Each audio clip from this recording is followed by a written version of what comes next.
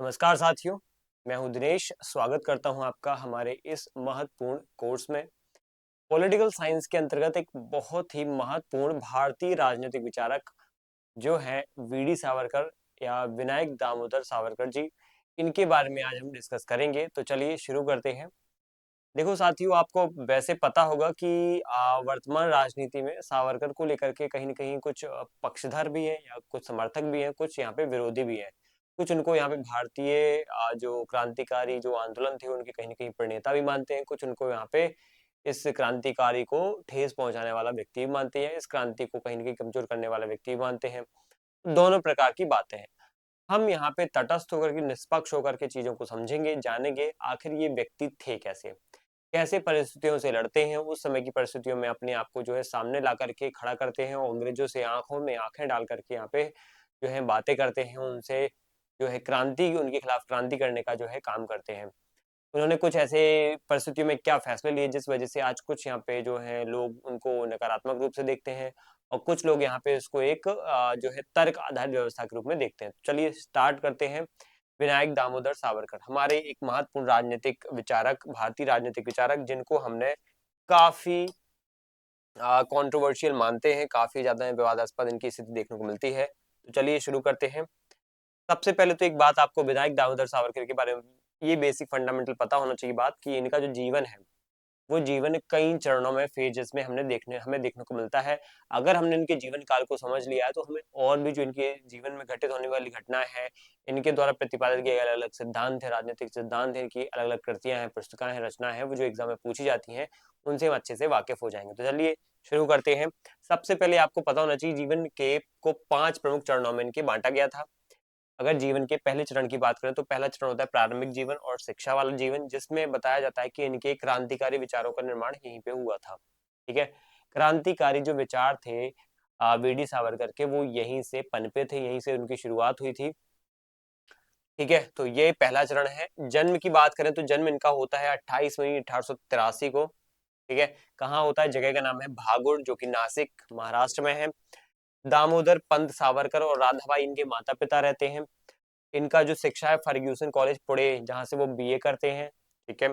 बचपन में चापेकर बंधुओं के साथ जो घटित होने वाली घटना है, उससे वो बहुत ज़्यादा विचलित होते हैं, प्रभावित होते हैं, क्योंकि चापेकर बंधुओं ने जो है यहाँ पे अ, जो है ठीक है, एक अंग्रेज जो अफ़सर था, ठीक है? प्लेग ऑफ़िसर था, उसकी कहीं न कहीं यहाँ पे हत्या की थी। ठीक है? तो उनको बाद में फांसी पे लटका दिया जाता है, तो उस वजह से उनको यहाँ पे बहुत ज़्यादा दिलो-दिमाग में बैठ जाती है घटना और यहाँ पे वो जो है अपनी जो कुल देवी होती है, अष्टभुजा जिनका नाम रहता है, उनके सामने शपथ लेते हैं, कसम खाते हैं कि भारत की स्वतंत्रता के लिए सशस्त्र क्रांति हम कहीं न कहीं किसी न किसी मोड़ पे जाके ज़रूर करेंगे और अंग्रेजों को सबक सिखाएँगे।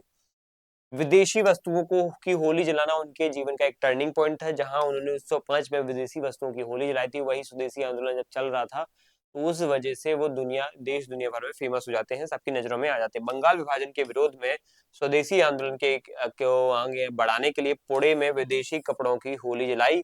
ये भारत में विदेशी वस्त्रों की पहली होली मानी जाती है, तो याद रखना विदेशी वस्त्रों की होली जलाने का जो श्रेय है, शुरुआती स्तर पे इनको महाराष्ट्र के अंतर्गत कहाँ दिया जाता है? पुणे में वीडी सावरकर को दिया जाता है। तो जीवन परिचय हमने देखा 1883 में जन्म होता है। माता-पिता का नाम उतना महत्वपूर्ण तो नहीं है, दामोदर पंत सावरकर और राधा देवी यहाँ पे राधाबाई इनका नाम रहता है।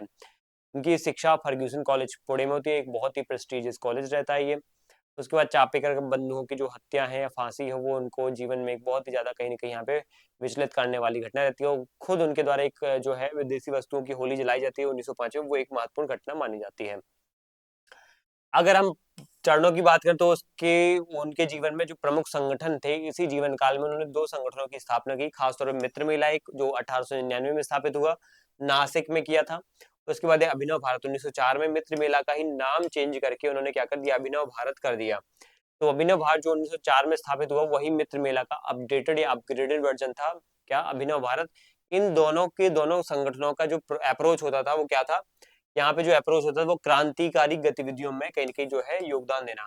क्रांतिकारी गतिविधि जैसे अंग्रेजों के खिलाफ यहाँ पे कोई षड्यंत्र रचना, अंग्रेजों को यहाँ पे जो है कमज़ोर करने के लिए जो भी हथकंडे हो सकते हैं वो अपनाना, ये गतिविधियाँ इनकी होती थी और इटली के क्रांतिकारी जो जोसेफ मैज़नी थे, या ग्यूसेफ मैजनी जिनको कहते हैं, इनकी संस्था यंग इटली से ये प्रेरित थे, ठीक है, जिन्होंने अभिनव भारत यानी नव भारत या फिर एक जो नया इंडिया है, इस प्रकार की ये संगठन गठित किया है, संगठित किया है, ये प्रभावित है मैजनी के यंग इटली से प्रभावित। यंग मतलब नया, इटली, ठीक है, यंग मतलब नया, नौजवान इटली, वैसे अभिनव यानी कि नया भारत, ठीक है। तो इस तरीके से ये चीजें आगे बढ़ती हैं। आगे अगला दूसरा चरण आता है, तो जीवन में लंदन हाउस या लंदन प्रवास उनका एक बहुत बड़ा एक गतिविधि थी।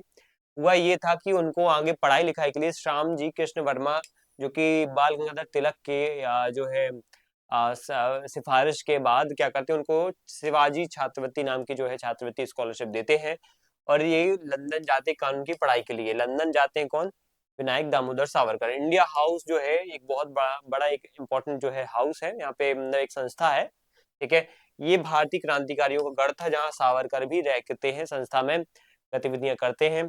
और फ्री इंडिया सोसाइटी, ठीक है, लंदन में उन्होंने इसकी स्थापना की ताकि भारतीय छात्रों को यहाँ पे क्या हो, क्रांति के लिए प्रेरित किया जा सके। तो फ्री इंडिया सोसाइटी के माध्यम से क्या कर रहे हैं, वो वहां के लोगों को प्रेरित कर रहे हैं, प्रोत्साहित कर रहे हैं कि कैसे हमें भारत को आजादी दिलानी है और कौन कौन सी ऐसी गतिविधियां कर सकते हैं जिससे हम भारत को बहुत ही जल्दी और बहुत ही आसानी से आजादी दिला सके। तो ये उन्होंने बेसिक फंडामेंटल गतिविधियां की। अब जैसे ही वो इंग्लैंड में रहते हैं, तो वहां पे कुछ गतिविधियां और भी करते हैं, जैसे 1857 की क्रांति पर शोध करने का मौका मिलता है उनको, ठीक है। इतिहास में ब्रिटिश लाइब्रेरी में एक शोध करके उन्होंने प्रसिद्ध पुस्तक the Indian war of independence जो है 1909 में लिखी। कब की ये घटना है? इंडियन वॉर ऑफ इंडिपेंडेंस 1857 की क्रांति की घटना है। उसको उन्होंने बहुत ही अच्छे से शोध के बाद, बहुत सारी किताबें जो ब्रिटेन की लाइब्रेरी में रखी हुई थी, भारतीय इतिहास से जुड़ी हुई किताबें थी, उनको समझा जाना, उसके पश्चात एक बहुत अच्छी किताब लिखी, द इंडियन वॉर ऑफ या फर्स्ट वॉर ऑफ इंडिपेंडेंस। तो ये आपको पता होना चाहिए, और ठीक है, तो ये आपको पता होना चाहिए। इसके बाद यहाँ पे ये क्या करते हैं, इसके बाद ये यहाँ पे क्या करते हैं, जब ये किताब का जो प्रकाशन है, तो ये प्रकाशन तो कर देते हैं। सिपाही विद्रोह को इन्होंने बहुत अच्छे से, जब ब्रिटिश लाइब्रेरी में वो किताबें जब पढ़ रहे थे भारतीय इतिहास में, तो इसी 1857 की क्रांति को सिपाही विद्रोह बोल करके अंग्रेजों ने बताया था देश दुनिया को। लेकिन इसको सिपाही विद्रोह ना बोल करके भारत का प्रथम स्वतंत्रता संग्राम बोलने का जो श्रेय है, वो विनायक दामोदर सावरकर जैसे लोगों को पास जाता है, क्योंकि ये कवि भी थे, लेखक भी थे, और बहुत बड़े क्रांतिकारी भी थे, राष्ट्रवादी भी थे। फिर कुछ घटनाएं घटित होती है। मदन लाल ढींगरा की, जो सावरकर के एक शिष्य थे, मतलब उनके एक शिष्य माने जाते हैं, उन्होंने 1909 में कर्जन वायली की हत्या कर दी, ठीक है। अब मदन लाल ढींगरा भी यहाँ पे एक ऐसी गतिविधि कर देते हैं, अंग्रेज अफसर जो है यहाँ पे कर्जन वायली की हत्या कर दी जाती है इनके द्वारा। तो यहाँ पे क्या होता है, सावरकर के ऊपर भी जो है प्रश्न चिन्ह खड़ा हो जाता है कि क्या इसी व्यक्ति की सिफारिश, ऐसी व्यक्ति की है, कहीं ना कहीं यहाँ पे प्लान या योजना के बाद ही यहाँ पे जो ये है मदन लाल ढींगरा, इन्होंने कहीं ना कहीं हत्या की है। लोग प्रश्न खड़े करते हैं, खासतौर पर अंग्रेजी सरकार, अंग्रेज समर्थक लोग यहाँ पे कि शायद सावरकर की प्लानिंग हो सकती है, जिस वजह से यहाँ पे इनकी जो है हत्या की गई है, ठीक है। तो रडार पे तो आ गए अंग्रेजों के। अब अंग्रेजों को चाहिए था एक प्रॉपर सबूत, ठीक है। अब गिरफ्तारी होगी इनकी। इनके जीवन का सबसे कठिन और निर्णायक मोड़ ये था कि नासिक के कलेक्टर A.M.T. जैक्सन, ठीक है, A.M.T. जैक्सन जो है प्लेग के यहाँ पे हेड थे, मतलब एक प्रकार से जो है वहां पे नासिक षड्यंत्र केस के अंतर्गत इनको क्या किया जाता है, मार दिया जाता है, इनकी हत्या हो जाती है। तो इसमें सावरकर से जुड़े होने की वजह से या फिर सावरकर का कोई लिंक होने की वजह से अंग्रेजों को यहाँ पे कोई ना कोई सबूत उन्होंने बना लिया। अंग्रेजों ने यहाँ पे सावरकर को पकड़ने की कोशिश की। सावरकर को यहाँ पे इंग्लैंड में ही, लंदन में ही यहाँ पे पकड़ लिया जाता है। इंग्लैंड से वापस भारत लाया जा रहा होता है, तो वहां पे ऐतिहासिक लीप ऑफ मर्साइल नाम की घटना देखी जाती है। लीप ऑफ मर्साइल पूछ सकता है, ये लीप ऑफ मर्साइल ऐतिहासिक छलांग किसकी घटना है? तो यहाँ पे क्या करते हैं, 1910 में 8 जुलाई को उन्होंने जहाज CSS मोरिया, जब इससे लाया जा रहा था, तो कई सारे एग्जाम्स में तो यही पूछा गया है किस जहाज से इनको भारत लाया जा रहा था, तो SS मोरिया जहाज से। तो फ्रांस के बंदरगाह मार्सेली बंदरगाह पे वो रुका हुआ था। वहां की टॉयलेट के जो एक वो होता है रोशनदान, वहां से वो भाग जाते, कूद जाते समुद्र में। अंततः उनको पकड़ लिया जाता है। हैग नाम के अंतरराष्ट्रीय, वहां पे आपको पता है आज भी अंतरराष्ट्रीय न्यायालय है, वहां पे उनका केस चलता है।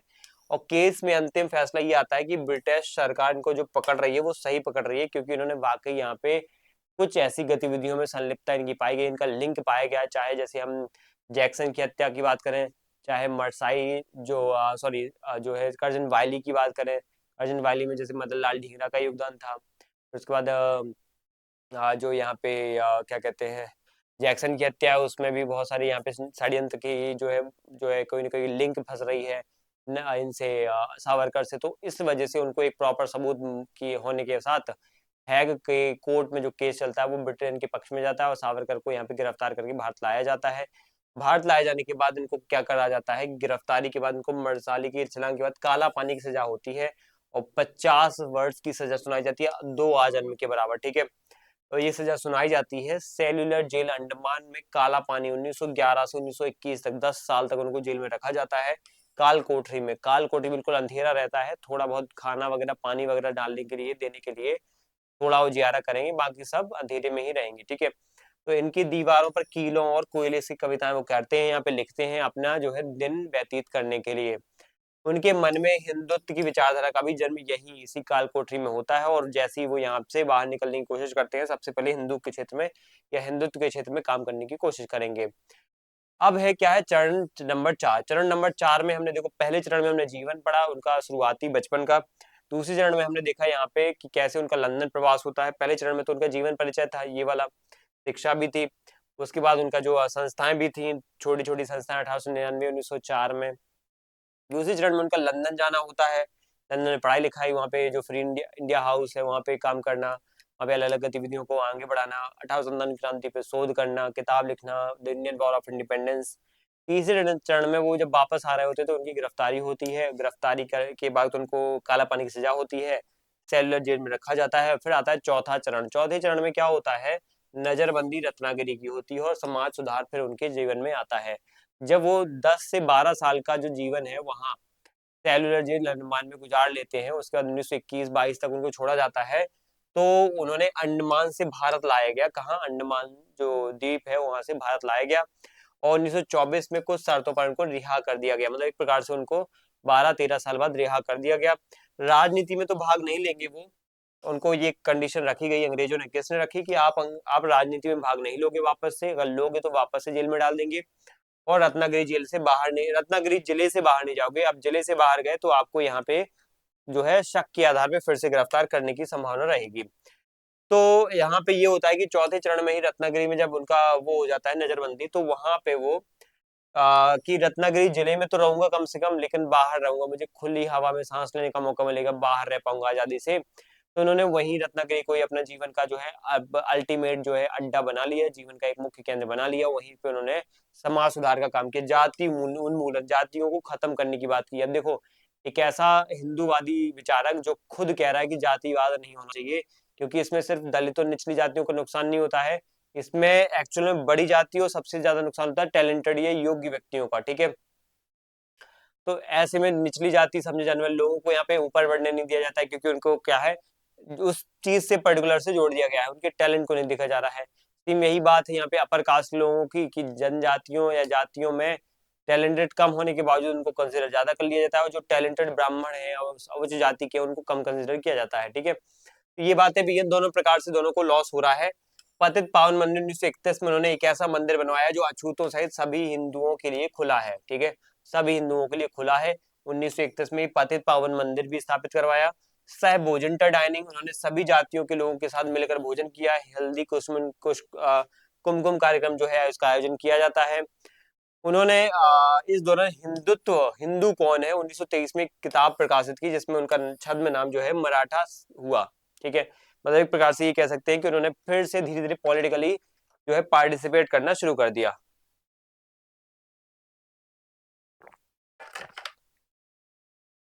ठीक है।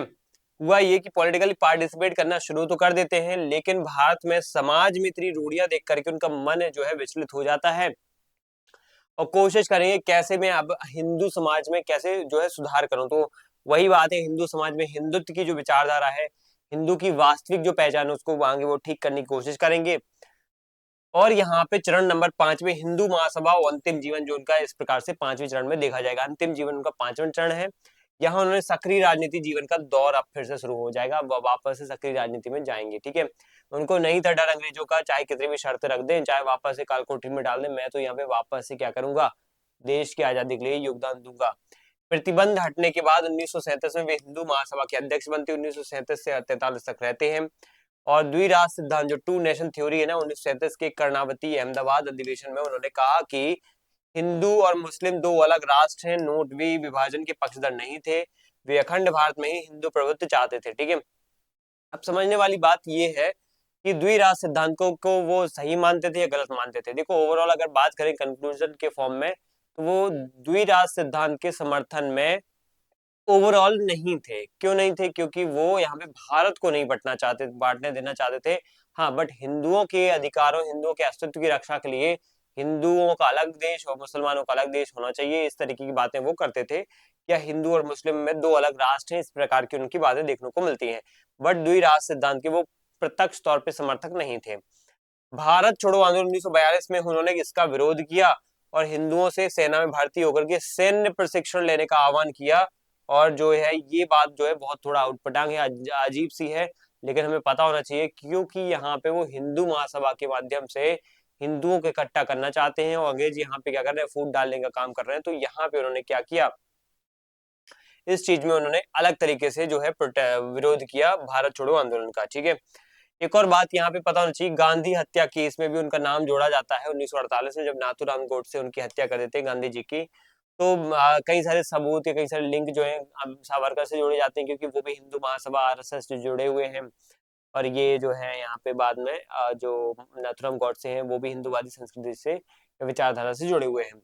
मृत्यु या आत्मार्पण की बात करें तो अपने जीवन के अंतिम दिनों में उन्होंने खाना पीना त्याग दिया, संलेखना आत्मार्पण करने की व्यवस्था ठान ली और 26 फरवरी 1966 को उनका निधन हो जाता है। तो ये बात हमें पता होना चाहिए, 26 फरवरी मतलब आज का दिन जिस दिन आप वीडियो देख रहे हो ये। ठीक है, तो हमारे जो वीडी सावरकर हैं इस प्रकार से जीवन का जो है अंतिम समय व्यतीत कर लेते हैं। हमें 5 चरणों में उनका जीवन समझ में आ गया। शुरुआती जीवन उनका जो था बचपन का, शिक्षा का, भारत में शिक्षा फर्ग्यूसन कॉलेज जो पुणे में है, उसके बाद वो विदेश जाते हैं, श्याम जी कृष्ण वर्मा के द्वारा छात्रवृत्ति तिलक की सिफारिश पर दी जाती है और वहां पे शिवाजी छात्रवृत्ति के माध्यम से पढ़ाई करते हैं। बहुत सारे काम करते हैं, इंडिया हाउस में जो है पार्टिसिपेट करते हैं, क्रांतिकारी गतिविधियों को बढ़ावा देने का काम करते हैं। और साथ में सबसे महत्वपूर्ण है first Indian war of independence 1957, जो 1857 की किताब है, उसको भी यहाँ पे सही ढंग से प्रकाशित करने का काम करते हैं। इसके बाद एक बहुत बहुत ज्यादा यहाँ पे काम की चीज ये हो जाती है कि जो चाहे चापेकर बंधुओं के साथ फांसी की सजा हो, चाहे मतलब लाल ढींगरा के साथ जो बुरा अपमान अन्याय हो, ठीक है, ये सब घटनाएं उनके जीवन में बहुत बड़ा एक टर्निंग पॉइंट साबित होती है। और बाद में उनको यहाँ पे जो है क्रांतिकारी गतिविधियों में कूदना ही पड़ता है, कसम भी वो खा लेते हैं, कूदना भी पड़ता है उनको। ठीक है, और फिर उसके बाद आपको पता है कि जब चापेकर बंधुओं मदन लाल ढींगरा और फिर वो कई सारे और भी जो लोगों की हत्या, जैक्सन की हत्या कर दी जाती है, तो यहाँ पे उनको शक के आधार पे पकड़ लिया जाता है।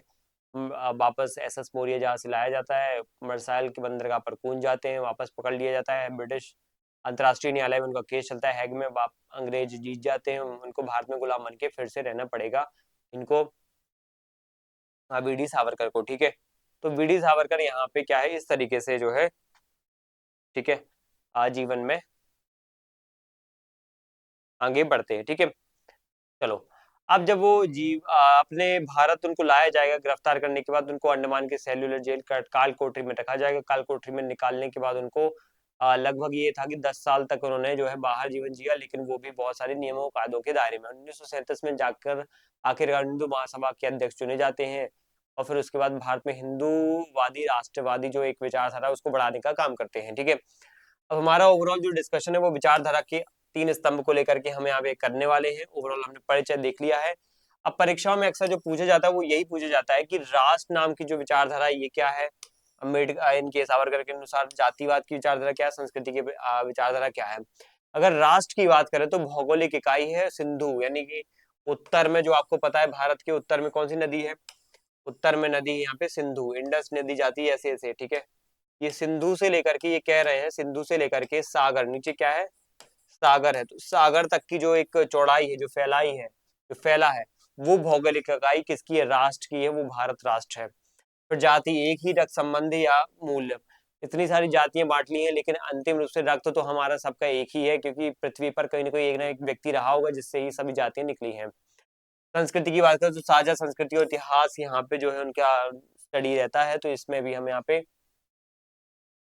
पॉइंट यहाँ पे हम कह सकते हैं कि वो उसको बढ़ावा देने की बात करते हैं। ठीक है, तो भारत की जो साझा संस्कृति है, हिंदूवादी संस्कृति है और इतना अच्छा इतिहास है, ज्ञान परंपरा का इतिहास है, उसको बढ़ावा देने की बात वो करते हैं। जाति को खत्म करो, जातिवाद को खत्म करो, संस्कृति को बढ़ावा दो, राष्ट्र जैसी भौगोलिक इकाई को भी यहाँ पे क्या करो, मजबूत करो। ये उनके कुछ खास जो है विचारधारा के 3 स्तंभ में जहां यहाँ वो फोकस कर रहे हैं। अब हम बात करेंगे घटनाओं या व्यक्तियों का प्रभाव, उनके ऊपर कौन सी घटनाओं व्यक्तियों का प्रभाव पड़ता है। ठीक है, चलिए समझेंगे इसको।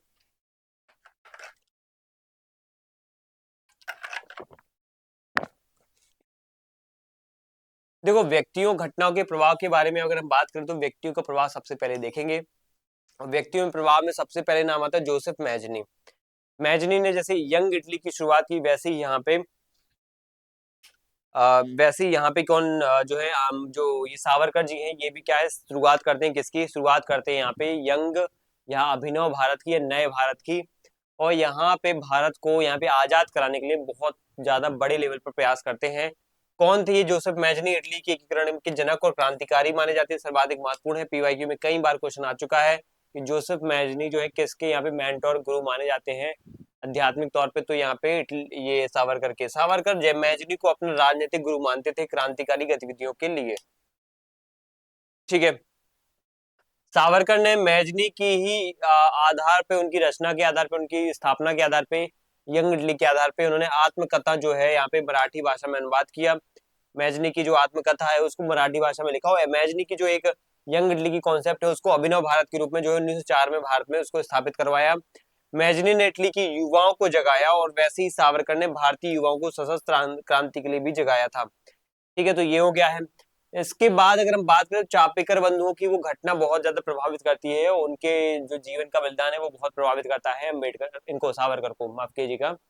तो सावरकर के साथ ये हुआ था 1897 में पुणे में चापेकर बंधुओं यानी दामोदर चापेकर चापेकर और बालकृष्ण चापेकर, इन्होंने अत्याचारी प्लेग कमिश्नर रैंड की हत्या कर दी। जो अत्याचार कर रहा था, वैसे ही लोग इतनी बीमारी से मारे जा रहे थे, ये अत्याचार, इसके अलग अलग नियम कायदे जो देश में बहुत ज्यादा क्या कर रहे थे, उस हिस्से में अराजकता जैसी स्थिति बनाए हुए थे। तो हुआ ये कि यहाँ पे रैंड की यहाँ पे हत्या कर दी जाती है, लेकिन उसके परिणाम स्वरूप इन दोनों को पकड़ करके इन दोनों को फांसी दे दी जाती है एक व्यक्ति की हत्या के बाद। तो ये एक बहुत बड़ा टर्निंग पॉइंट था जीवन में किसके, सावरकर के में, कि चापेकर बंधुओं को इस तरीके से फांसी पर चढ़ा दिया, ना ज्यादा दलील सुनी गई, ना उनका वकील रहा। तो ये बहुत बड़ा न्याय हुआ, ये सावरकर के जीवन का टर्निंग पॉइंट था। बालक सावरकर ने अब यहाँ पे शहादत से यहाँ पे प्रेरित होकर के अपनी कुल देवी अष्टभुजा के सामने कसम खाई थी कि मैं देश की स्वतंत्रता के लिए सशस्त्र क्रांति का झंडा लेकर के मरते दम तक लड़ता रहूंगा। ये व्यक्ति थे कौन? सावरकर। ठीक है, कि हाँ मैं अब यहाँ पे लड़ता ही रहूंगा, इस अंग्रेजी शोषणकारी गुलामी वाली जो व्यवस्था है उससे लड़ता रहूंगा।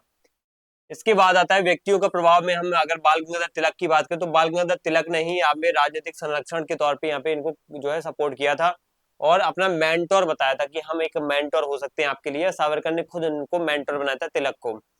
सावरकर ने तिलक के गर्म दल ने एक्सट्रीमिस्ट विचारधारा से प्रभावित थे और तिलक की यहाँ पे सिफारिश ये होती क्या, एक्सट्रीमिस्ट की विचारधारा ये होती है कि कोई व्यक्ति जब एक्सट्रीम जाकर के सोचे, एक्सट्रीम जाकर के समझे, तो वो कहीं ना कहीं वहां पे उस चीज की परफॉर्मेंस गिरा देता है। ठीक है, तो हमें यहाँ पे क्या करना चाहिए, मध्य का मार्ग अपनाना चाहिए, बेटर ये रहता है। तो यहाँ पे हुआ ये कि जो है तिलक की सिफारिश पर यहाँ पे क्या हुआ कि ये जो एक्सट्रीम लेवल की स्थिति है, इन्होंने ये कहीं ना कहीं यहाँ पे टच करनी है, इसको प्राप्त करने की कोशिश की। बाद में पता है आपको कि गर्म दल की जो चीजें हैं वो क्रांतिकारी क्षेत्र में चली जाती हैं और यहाँ पे अंग्रेजों को दमन करने का मौका मिल जाता है उनका। धीरे धीरे करके आपको पता है दमन किया गया, उनको अलग अलग जगह तरीके से जेल में डाला गया। अरविंद जैसे लोग भी फिर यहाँ पे गर्म दल के जो नेता थे वो भी जेल में गए, बाल गंगाधर तिलक भी गए, लाजपत राय भी गए, बिपिन चंद्र पाल भी गए, सबने कुछ न कुछ स्तर पे योगदान दिए थे। तिलक की सिफारिश पर सावरकर को लंदन जाने के लिए शिवाजी छात्रवृत्ति श्यामजी कृष्ण वर्मा द्वारा दे दी जाती है और सावरकर ने पुणे में विदेशी वस्त्रों की होली जलाई थी और तिलक के नेतृत्व में ही जलाई थी। पूछा जा सकता है किसके नेतृत्व में, तो तिलक के नेतृत्व में। अब आती है बात छात्रवृत्ति, जो वृत्ति है यहाँ पे। ठीक है, छत्रपति, छात्रवृत्ति बोल रहा हूँ, माफ कीजिएगा, सही से वर्ड मैंने ध्यान नहीं दिया। ठीक है, छत्रपति शिवाजी महाराज, ये व्यक्तियों के प्रभाव है। देखो जैसे हमने मैजनी देखा, चापेकर बंधु देखे और भी लोग देखे, इसमें एक नाम आता है छत्रपति शिवाजी महाराज का। सावरकर की हिंदू पद पातशाही जो है, इसकी अवधारणा शिवाजी के हिंदवी स्वराज से प्रेरित है। हिंदवी स्वराज जो है ना शिवाजी का था, शिवाजी की रचना, उनसे जुड़ी हुई रचना है, उससे वो प्रेरित होकर के यहाँ पे हिंदू पदपाशाही जैसी व्यवस्था शुरू करते हैं। वे शिवाजी की कूटनीति, गुरिल्ला युद्ध के आदर्श मानते थे कि हाँ, इतनी जो है अच्छे सटीक तरीके से गुरिल्ला युद्ध और जो राजनीति है, रणनीति है, वो नहीं बना सकता कोई। हर्बर्ट स्पेंसर का प्रभाव भी पड़ा, हर्बर्ट स्पेंसर और बेंथम का। हर्बर्ट स्पेंसर वही है जो क्या करता है, विज्ञान और बायोलॉजी के वो जो नियम है, सर्वाइवल ऑफ द फिटेस्ट, यानी कि जो संघर्ष करेगा वही जीवन जिएगा, बाकी सब क्या है नकारात्मक तरीके से यहाँ पे एक दूसरे जुड़े हुए हैं, कोई किसी से लेना देना नहीं है, ऐसा व्यवस्था यहाँ पे जो है हर्बर्ट स्पेंसर देते हैं। और जो संघर्ष नहीं करेगा वो बाहर ऑटोमेटिक हो जाएगा, या बाहर हो जाएगा या मारा जाएगा, दोनों बातें हो सकती हैं। तो हर्बर्ट स्पेंसर की जो ये बात है ये थोड़ा सा अजीब है, लेकिन ठीक है, लेकिन प्रभाव जरूर पड़ता है। क्या पड़ता है, सावरकर केवल भावुक क्रांतिकारी नहीं थे, तर्कवादी थे, क्योंकि यहाँ पे उन्होंने हर्बर्ट स्पेंसर से और यहाँ पे बेंथम जैसे लोगों से उन्होंने तर्क जैसी चीजें समझना शुरू कर दिया। तर्क भी एक टॉपिक हो सकता है, ऐसा उन्होंने बताया। स्पेंसर और उपयोगितावादियों के प्रभाव के कारण ही सावरकर ने वैज्ञानिक दृष्टिकोण अपनाया। इसी कारण उन्होंने कहा था कि गाय एक उपयोगी पशु है, लेकिन माता नहीं है। यंत्रों यानी मशीनों का स्वागत होना चाहिए, मशीनों का स्वागत तो करो, बट यहाँ पे इस तरीके से करो कि सबका भला हो। हमें वही रूढ़िवादी व्यवस्थाओं पे फोकस ना करके कोशिश ये करना चाहिए कि यहाँ पे जो है तर्कवादी विज्ञान आधारित व्यवस्थाओं पे बल दें। जैसे गाय को माता मान करके उसकी पूजा करने लग जाते हैं, जबकि इंसानियत ये होना चाहिए कि मानव को उनकी स्थिति बिना, मानव को गाय की जो है स्थिति को बिना किसी माता या पूजा किए ही उनको यहाँ पे बहुत इंपॉर्टेंट पशु के रूप में देखना चाहिए, क्योंकि इतना जो एक महत्वपूर्ण पशु के रूप में ये ले लिया है, इसके नाम पे क्या है, हिंसा ज्यादा हो रही है। एक गाय के लिए 5 आदमी 10 आदमी मारे जा रहे हैं, जो कि सही नहीं है। ठीक है, ये चीज हमें देखो, गाय को यहाँ पे इंपॉर्टेंस कम नहीं की है सावरकर ने, गाय की इंपॉर्टेंस बताई है, बट उनको बिना देवी कहे भी आप देवी मान सकते हो, देवी जैसी हरकतें कर सकते हो। जब हम कोई व्यक्ति के ऊपर मालाएं चढ़ाएंगे, उनको अच्छे वस्त्र पहनाएंगे, तभी जाके उनकी पूजा करोगे क्या? नहीं, हमें उनकी पूजा जो है इस तरीके से भी करनी चाहिए कि गाय को गाय मान करके भी उसका भी सम्मान किया जा सके। ठीक है, तो गाय को एक उपयोगी पशु है, लेकिन भारत में जो है यहाँ पे मशीनों को भी, यानी कि अलग अलग जो टेक्नोलॉजीज है उनको भी ध्यान देना चाहिए। ठीक है, अब आता है 1857 की क्रांति, यानी घटनाओं का प्रभाव क्या क्या पड़ा। 1857 की क्रांति, इंटेलेक्चुअल इम्पैक्ट पड़ा इसका। लंदन में रहते हुए उन्होंने 1857 की क्रांति में जो विद्रोह है उसका गहरा अध्ययन किया और उस पर एक किताब भी लिखी। ठीक है, तो किताब हमने देख ही लिया है। अब प्रभाव क्या पड़ता है, उनकी सोच बदल दी। ठीक है, उन्होंने सिद्ध किया कि यह केवल सिपाही विद्रोह नहीं था, क्या नहीं था, सिपाही विद्रोह नहीं था, बल्कि धर्म और स्वराज के लिए लड़ा गया भारत का प्रथम स्वतंत्रता संग्राम था। तो ये प्रथम स्वतंत्रता संग्राम याद रखना है आप लोगों को। ठीक है, अब आता है दूसरी घटना, यहाँ पे बंगाल विभाजन की घटना है। स्वदेशी मूवमेंट चला था, आपको पता है, पहली सार्वजनिक होली 1905 में इन्होंने तिलक की नेतृत्व में चलाई थी। फर्ग्यूसन कॉलेज से इस वजह से उनको निकाल भी दिया जाता है, क्योंकि अंग्रेज इसको संचालित कर रहे थे। ठीक है, इसके बाद आता है घटनाओं का प्रभाव है मदन लाल ढींगरा की जो है बलिदान, उनका भी याद रखता है रहता है उनको। मदन लाल ढींगरा ने लंदन में कर्जन वायली की हत्या कर डाली थी, इस वजह से उनको याद किया जाता है। घटना ने सावरकर को ब्रिटिश सरकार की नजरों में मुख्य साजिशकर्ता बना दिया, जिसके बाद उनको गिरफ्तारी हुई और ऐतिहासिक मुकदमे से शुरुआत हुई यहाँ पे। तो एक प्रकार से ऐसा कह सकते हैं कि यहाँ पे जो ये मदन लाल ढींगरा है, उनकी एक्टिविटी और उसके बाद यहाँ पे सरकार जो है उसकी नजरों में आना, साजिशकर्ता कहलाना, तो ये बहुत बड़ा प्रभाव था यहाँ पे इनके ऊपर, सावरकर के ऊपर। ठीक है, अब इसके बाद अंडमान की जेल, अंडमान की जेल अपने आप में खूंखार कालकोठरी है। वैचारिक परिवर्तन यहीं पे हो जाता है, उनका जो कारावास, एकांत कारावास है, वो इनको दिया जाता है, अलॉट किया जाता है। बहुत ज्यादा यहाँ पे जो है बहुत बुरी स्थिति देखने को मिलती है। क्रूर यातनाओं के बीच भी उनको चिंतन किया और भारत कमजोर क्यों हुआ ये सोचा उन्होंने। और यहाँ पे उन्होंने हिंदुत्व की नींव रखी।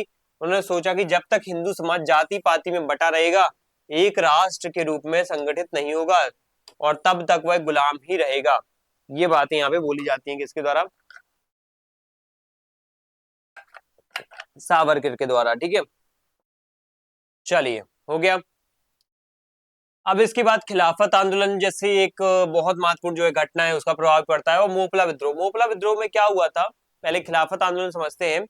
सावरकर ने, यहाँ पे गांधी जी से भी भरोसा उठ जाता है इन विद्रोह आंदोलन के बाद। सावरकर ने देखा कि गांधी जी ने खिलाफत आंदोलन तुर्की के खलीफा के समर्थन में, तुर्की में खलीफा जाप की जो व्यवस्था थी उसको बनाए रखने के लिए यहाँ पे पक्ष लिया था गांधी जी ने, जबकि देश दुनिया भर में ज्यादातर विरोध कर रहे थे, क्योंकि वो एक खास धर्म को बढ़ावा देने वाली संस्कृति है, जो कि सही नहीं है। ठीक है, तो यहाँ पे गांधी जी ने खिलाफत आंदोलन यानी तुर्की के खलीफा के समर्थन में तो आंदोलन किया, लेकिन बाद में केरल में मोपला विद्रोह हो गया। मतलब गांधी जी ने अपना और अपने हिंदू भाइयों का, और सभी के सभी हिंदू भाई मुस्लिम भाइयों ने, सभी के सभी ने मिलकर एक यहाँ पे एक गरीब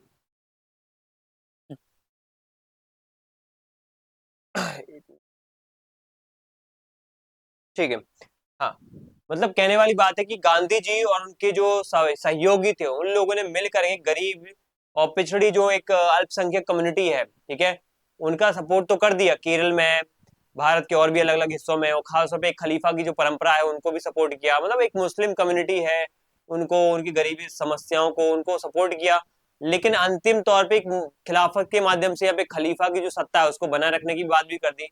लेकिन अंतिम तौर पे एक जो व्यवस्था है केरल में, वो हिंदुओं का जो है ताकतवर जमींदार की स्थिति होना, उच्च होना और मजबूत होना, और मोपला जो मुसलमान है, किसान है, मजदूर है, वो उनके यहाँ पे काम करने वाले मजदूर थे, तो उनके बीच में एक संघर्ष की स्थिति बनती है। तो गांधी जी इस चीज को नजरअंदाज कर देते हैं, और यहाँ पे जो है सावरकर को समझ में आ जाता है कि गांधी जी यहाँ पे सही नहीं कर रहे हैं। उन्होंने एक जमाने में खिलाफत आंदोलन जो अंग्रेजों के खिलाफ मुसलमानों का आंदोलन था उसमें सहयोग किया, लेकिन आज वही जो हिंदू है वहां पे अगर संघर्ष कर रहे हैं तो वहां पे उनकी सपोर्ट के लिए कोई नहीं है। तो वैचारिक बदलाव ये है कि घटना ने उन्हें गांधीवादी अहिंसा और हिंदू मुस्लिम एकता का विरोधी बना दिया। अब वो गांधीवादी व्यवस्था के विरोधी हो गए। उन्होंने निष्कर्ष निकाला कि मुस्लिम तुष्टिकरण ने देश के लिए घातक है और हिंदुओं को अपनी रक्षा सैन्यकरण से करना होगा। ठीक है, मतलब ये है कि ज्यादातर क्या है, हमारे देश के संगठन वो कह रहे हैं सावरकर कि मुसलमानों को संतुष्ट करने में लगे हुए हैं, क्योंकि मुसलमान अगर वोट दे देंगे तो एक आध दो राज्य में तो सरकार बन ही जाएगी, केंद्र में कई सारी सीटें तो आ ही जाएंगी। लेकिन ऐसा नहीं है, यहाँ पे समझने वाली बात है। ये कहते हैं सावरकर कि यहाँ पे हिंदुओं को जागना पड़ेगा और हिंदुओं को अपनी रक्षा के लिए खुद सेना बनानी पड़ेगी और हथियार उठाना पड़ेगा, मिलिट्रिलाइजेशन करना पड़ेगा, ठीक है, सैन्यकरण करना पड़ेगा, ठीक है, ये होती है बात यहाँ पे। ओवरऑल हमने डिस्कस क्या कर लिया है, फटाफट एक बार रिकैप कर लेते हैं, एनालिसिस एक सारांश के रूप में देख लेते हैं। गुप्त संस्था के रूप में, जैसे अगर हम प्रश्नों की बात करें, सबसे पहले परीक्षा में जो प्रश्न है वो क्या क्या पूछे जाते हैं समझना। अभिनव भारत किसकी तर्ज पर बनी, तो हमें पता होना चाहिए जोसेफ मैजनी की यंग इटली की तर्ज पे बनी, यंग इटली की तर्ज पे बनी, ये पता होना चाहिए। अगर हमसे पूछा जाए यहाँ पे जो उनके बचपन के समय में सावरकर ने सशस्त्र क्रांति की शरण जो है शपथ क्यों ली, क्योंकि उनके सामने क्या हुआ, चापेकर बंधुओं को, या उनके समय में चापेकर बंधुओं को यहाँ पे फांसी पे लटका दिया जाता है, जिससे वो विचलित हो जाते हैं। इसके बाद छात्रवृत्ति किसने दिलवाई थी, तो ये बाल गंगाधर तिलक की सिफारिश पर श्यामजी कृष्ण वर्मा ने दिलाई थी। सावरकर वैज्ञानिक सोच के वाले क्यों थे, क्योंकि यहाँ पे हर्बर्ट स्पेंसर, फिर उसके बाद जेरेमी बेंथम जैसे लोगों का प्रभाव उनके ऊपर था। और ये तो है ही, ये जोसेफ मैजनी। अंडमान जेल और मोपला विद्रोह में क्या हुआ, तो सावरकर यहाँ पे जो है सावरकर वैज्ञानिक सोच वाले क्यों थे, यहाँ पे सावरकर हिंदू राष्ट्रवादी कब बने, तो हिंदू राष्ट्रवाद की विचारधारा को बढ़ावा देने के लिए यहाँ पे अंडमान जेल मोपला विद्रोह बहुत बड़े एक टर्निंग पॉइंट थे उनके जीवन में। हिंदुओं की वास्तविक स्थिति को समझने का जो एक समय था उनको मिला, वो जेल के अंदर मिला, ठीक है। उसके बाद यहाँ पे एक बहुत ही पिछड़े आंदोलन, बहुत ही कमजोर आंदोलन को हाईलाइटेड करना, मोपला विद्रोह को, वो यहाँ पे इन्होंने विचारधारा के माध्यम से कर दिया, ठीक है। चलो, अब हमें रचनाओं के बारे में अगर हम बात करें तो वो हम रचनाओं वाला जो डिस्कशन है वो नेक्स्ट सेशन में करेंगे। ओवरऑल हमें रचनाओं के बारे में बहुत अच्छे से पढ़ना पड़ेगा, क्योंकि विनायक दामोदर सावरकर से सबसे ज्यादा प्रश्न जो बनेंगे वो कालक्रम, वही अम्बेडकर जैसे प्रश्न बनेंगे। यहाँ पे कालक्रम, आरोही क्रम, अवरोही क्रम, कौन सी रचना में कौन सी विषय वस्तु है, कौन सा कंटेंट है, ये सब बातें आपको थोड़ा थोड़ा एक एक लाइन में पता होना चाहिए।